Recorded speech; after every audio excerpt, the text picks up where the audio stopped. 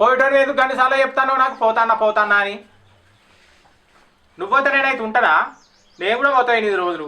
నాకైనా లేంది చుట్టాలు బంధువులు.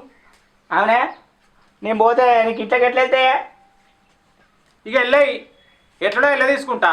పోతానా అని పోవాడు దిగుతో పట్టుకొని మరి. నీకు ఆ నిజమానం ఉన్నాడు అయితే ఇంట్లో ఉండు. ఇల్లు ఇడిచిపెట్టి పోతాడు ఎవడన్నా మొగోడు.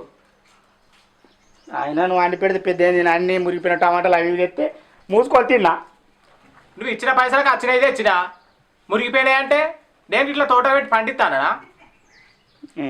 ఇగో నేను వారం రోజులాగా పోతా. నేను కూడా పోతా 6 రోజులు. ఏంది 6 రోజులు పోతావు? 6 రోజులు నువ్వేటి పోతావే? మా వాళ్ళు ఆటానికి వస్తానట. పోతే ఏం చేస్తా? ఏమున్నదని పట్టుకొని ఉండాలి ఇడ. వాళ్ళు ఆటతోనే చేయబట్టి రమ్మని చెప్పినప్పుడు పోవద్దా? ఏంది మేకని పోతారా? అయినా కానీ నాతో చెప్పలేదేమే మీ వాళ్ళు. నీకా